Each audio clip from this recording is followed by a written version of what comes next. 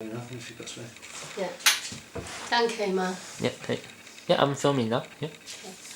我们今天来采访很多年的朋友，也是当初在 Secret Rendezvous 一开始帮我做 DJ， 然后music 很多都是用他的音乐。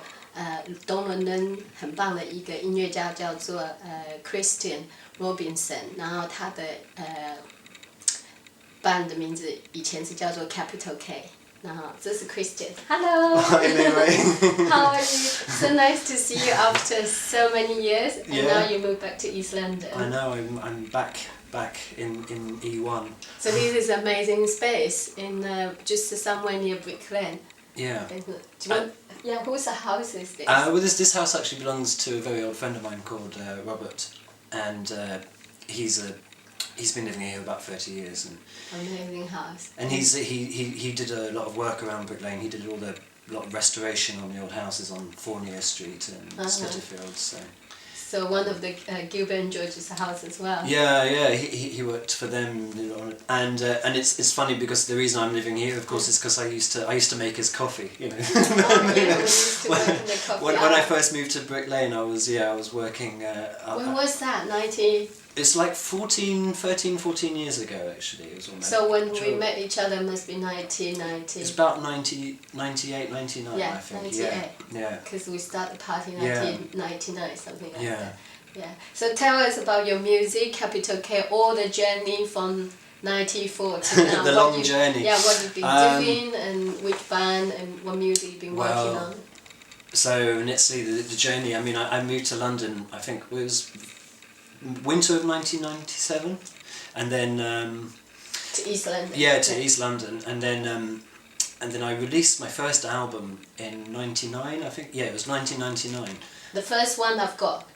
That might have been the second actually, because the very first album I released, I still hadn't met anyone, because literally when I first moved to East London, it's very hard. It's very hard to meet people. There was a very small music scene here. I remember there was a jazz music scene. Because I think the Vibe Bar was the only venue, and that played funk and jazz. So I remember moving to East London, and then lots of jazz musicians and like a Tavin Singh.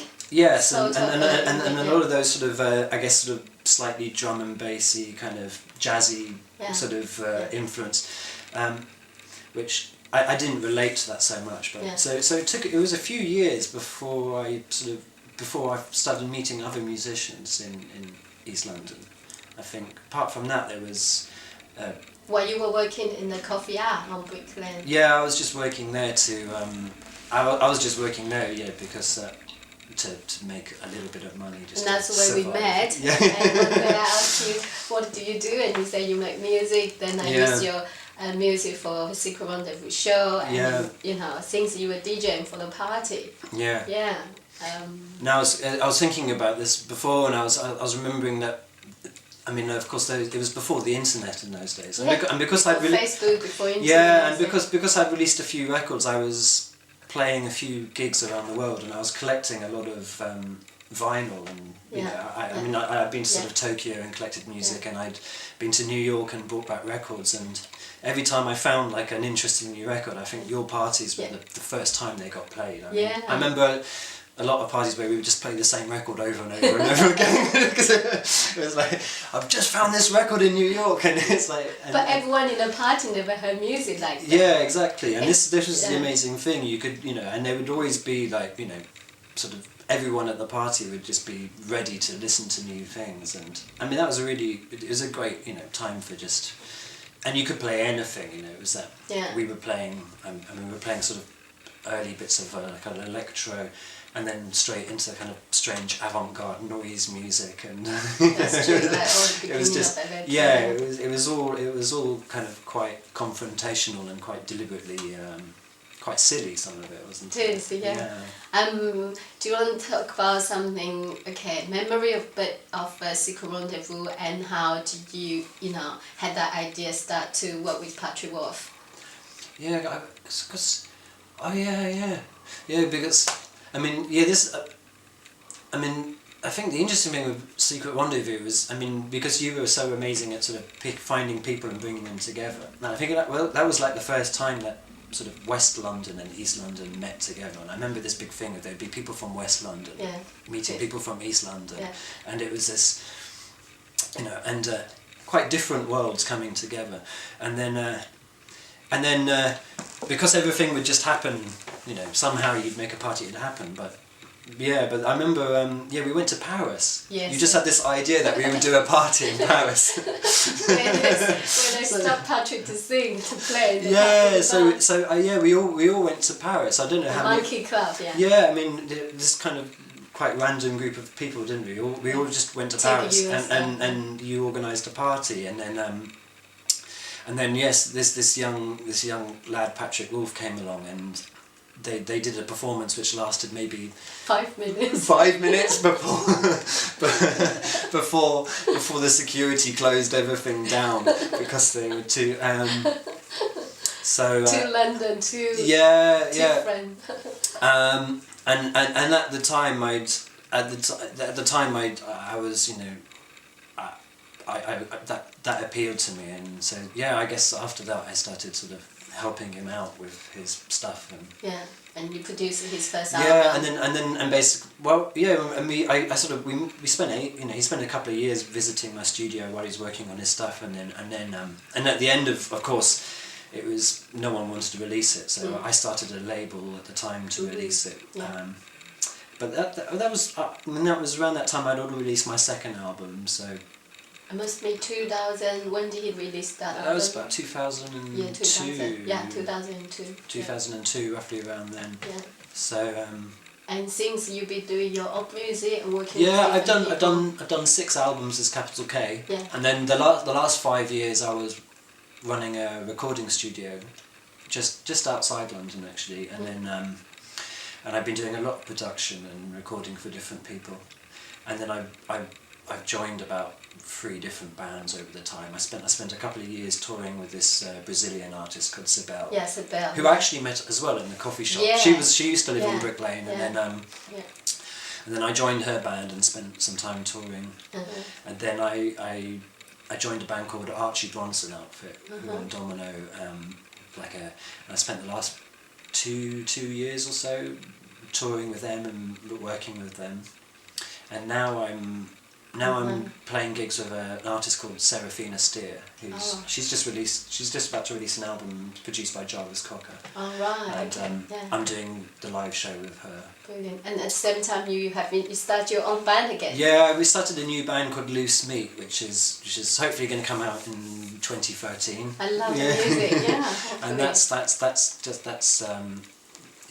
just a good disco album that we made. And you were invited to play in Tokyo, Taiwan, a few years ago. I went to Taiwan in 2005. 2005, yeah. Yeah. So 7 years ago. Yeah, and It was a festival in this spa, you know, in the mountain, in the hills. Mountain, really? Yeah. Wow. Autumn Tiger was the festival. I remember. Yeah. And we hope to have you back to Taiwan again. Wow, that'd be amazing. Yeah. And how's the feeling to come back to East London after so many years you left? Yeah, well, it feels good. Yeah. It's refreshing. And how do you see the change of the whole Brick Lane, East London? Well, Brick Lane's funny because it almost changes every day, and every week it changes. And the thing I like about Brick Lane is it retains. It's still quite a silly place. Yeah. I mean, and there's a lot of. If you go north of here, there's a lot of bits of London that are maybe a bit more self-conscious or pretentious. But the thing about Brick Lane is it's just. It's Brick Lane, and it's quite ridiculous. Yeah, and for that it remains quite surprising, and it's just you're on the edge of the city, and it's still really gloriously messy, and. It must be so different that how many years you left to the area and then moved back to this area again. I mean, I was always visiting and sort of all being in other parts of London. Because you were quite the first one had a studio in Rendezvous by Boway Market when there was nothing else around there. Yeah. And you moved your studio there because you can't afford any studio around here. Yeah, and then for a couple of years I had a studio at the top of Brick Lane actually, next to Shoreditch Church. Yeah. We had a squat there, and I had a little studio there. And then And then at the bottom of Brick Lane for a year we had a studio there and another squat. So I mean I spent about maybe 5 years or so living in squats around Brick Lane and making little impromptu studios. And a lot of them are gone now. I mean there's I'm sure they've all been demolished yeah. and but these were very creative times. There was we would have these obviously these big old buildings we'd take over, and I would make a studio and different people would move in, painters, musicians and designers. And everyone could live for free, and for as long as we had it we would just make as many things as possible. But so nice to you have you back to Brick Lane. Yeah. Maybe you and I were the only people who still remain in the street.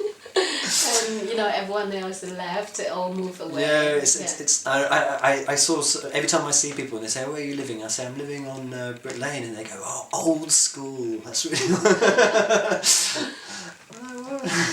Okay. Thank you so much. It's so nice to you. Yeah. Hope we can have you to Taiwan next year. Oh, that'd be amazing. Yeah. With your new album and your new band. Yeah. That'd be fantastic. Thank you. Perfect. It's really good. Okay. Yeah. 好。